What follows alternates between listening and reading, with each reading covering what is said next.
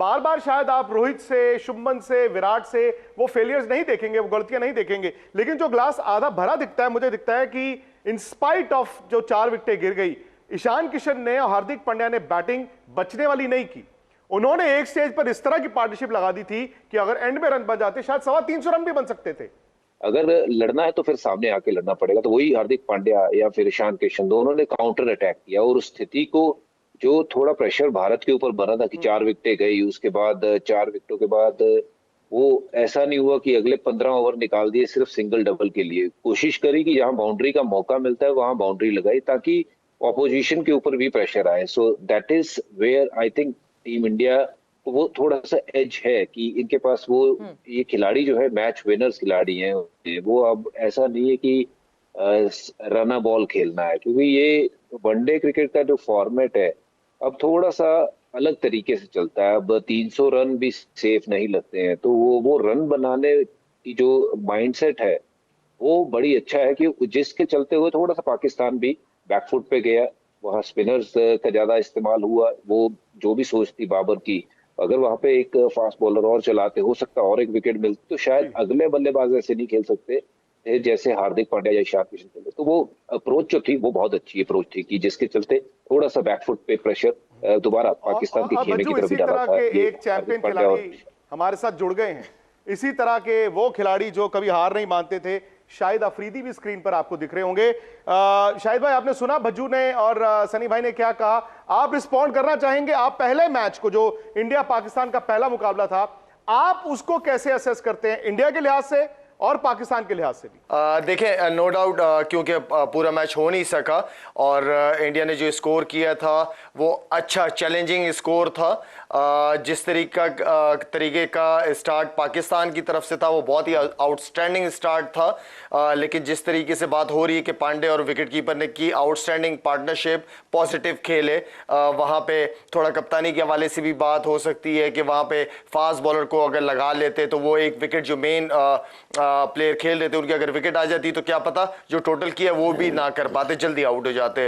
लेकिन credit goes to them, Pandey and then the wicket keeper. बहुत जबरदस्त पार्टनरशिप रही है। हमारी जो बैटिंग है, बैटिंग को मौका नहीं मिला बारिश की वजह से, क्योंकि हमारी बैटिंग स्ट्रेंथ बहुत जबरदस्त स्ट्रेंथ है। मुझे अभी तक नहीं पता चला कि बुमराह क्यों नहीं खेल रहा। जो इंडियन बॉलिंग की एक वीक लिंक है वो मेरे ख्याल में उसके आने से, बुमराह के आने से जो इंडिया की बॉलिंग लाइन है वो भी अब और ज्यादा स्ट्रांग हो गई है। लेकिन आई डोंट नो कि वो खेल क्यों नहीं रहा। लाला नियाज, बुमराह वापस घर गए थे। Bumrah has become a daddy now, so Bumrah is a daddy now. उनके बेटे की, हाँ जी, उनका बेटा पैदा हुआ है। सो नेपाल के अगेंस्ट जो है वो नहीं फीचर हुए थे, मगर अब सुपर 4 में दिखेंगे। शायद भाई दिखेंगे आपको।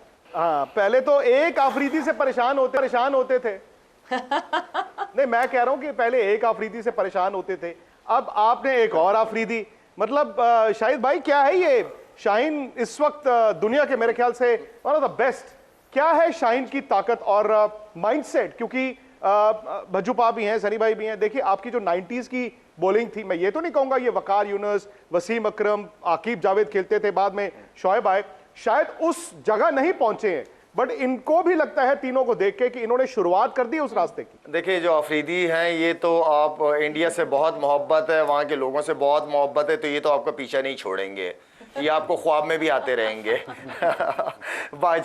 जहां तक फास्ट बॉलर्स का ताल्लुक है, हमारे तीनों फास्ट बॉलर बहुत आउटस्टैंडिंग परफॉर्मेंस दे रहे हैं। अगर कोई एक 4-5 आउट कर रहा है तो दूसरा अच्छा स्पेल करके 2-3 आउट। तो इस वक्त अगर देखा जाए पूरी दुनिया की टीमों में 3 जेन्युइन फास्ट बॉलर जो 145 प्लस के बॉलर्स हैं, अगर पेस भी है और लाइन और लेंथ भी है, बॉलिंग की अवेयरनेस भी है, तो फिर मेरे ख्याल में वो टॉप बॉलर्स और आईसीसी की रैंकिंग में भी टॉप पे हैं। हमारे पास पीछे बैच में भी कुछ आध बॉलर्स बैठे हुए हैं जो कि इनकी जगह पे आ सकते हैं।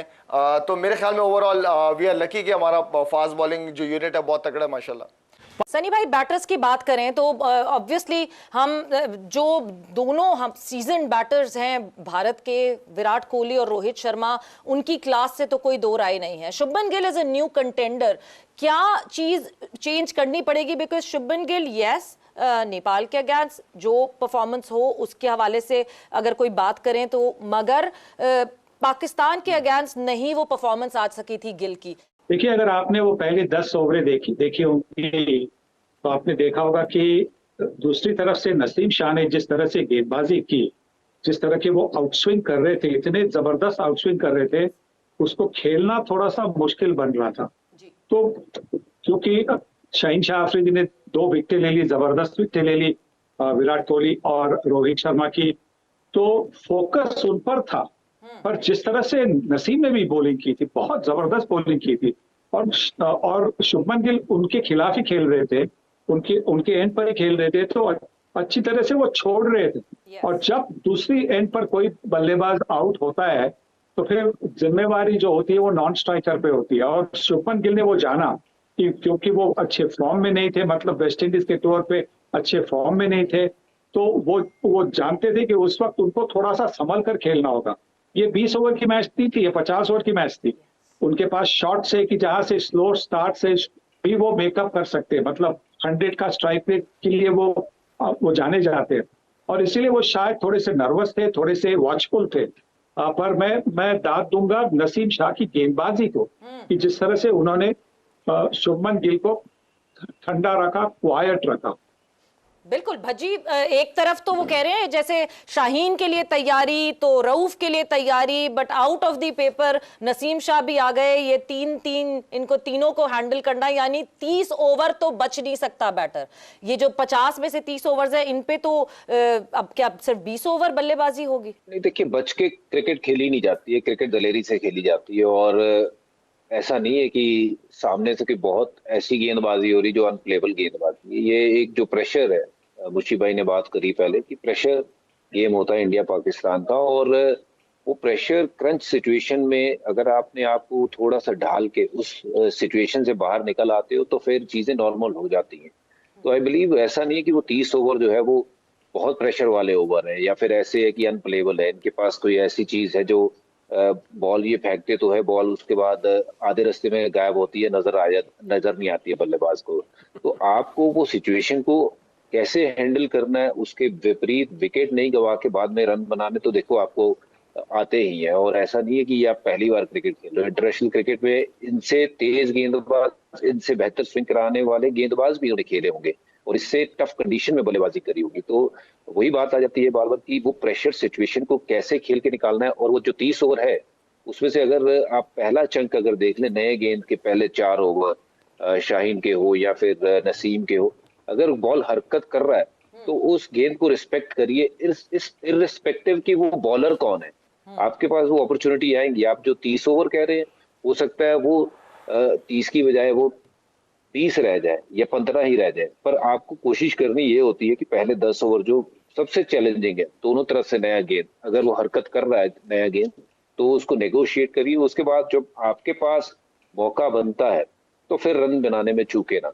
मैं एक सवाल करना चाहता हूं सनी भाई से स्पेशली, कि जब मैच शुरू हुआ, ऑब्वियसली आप कोचिंग में आ गए हैं, तो like we go internationally and do a coaching, but मुझे एक बड़ी हैरानगी आई कि रोहित शर्मा और विराट कोहली ने अपने आप को इतना ओपन चेस्टेड कर लिया था, इतना ओपन कर लिया था कि आप अंदर आने वाली बॉल के चक्कर में आपका ऑफ स्टंप भी नजर नहीं आता एज ए बैट्समैन। ये मैं सवाल करना चाहता हूं सनी भाई से कि आप एक बॉल के लिए जब तैयार होते हैं, और शाहीन ने बड़ी स्मार्टली बॉलिंग की है, उसने फिर लेंथ बॉल बाहर निकालना शुरू कर दी ताकि उनको ऑफ स्टंप की पता ना चले। इसीलिए विराट कोहली भी इनसाइड एज पे बोल्ड हो गए, क्योंकि उनको अपनी ऑफ स्टंप का नहीं पता था। और जब 3 बॉलें लगातार रोहित शर्मा की बाहर उन्होंने रिसीव की,